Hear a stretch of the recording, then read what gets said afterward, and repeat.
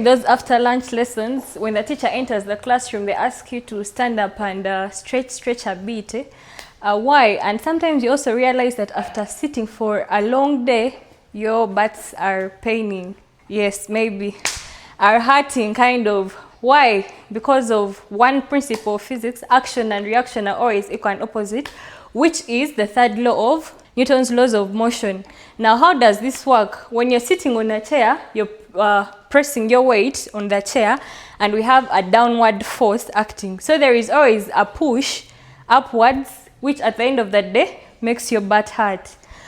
So here we have one of the models that can explicitly show you that action and reaction are always equal and opposite. When I move one ball moves on the opposite direction. That's one. You can see what happens when I move two balls. Two balls move on the opposite direction.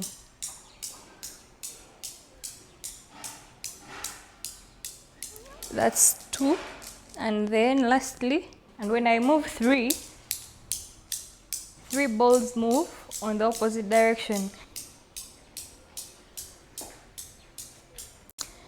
So with this item called a Newton's cradle, we have been able to see that when I moved one ball moved on the opposite direction. When I moved two balls moved on the opposite direction. And when I moved three balls moved on the opposite direction. And that is very much a significance of the third law of Newton that states action and reaction are always equal and opposite.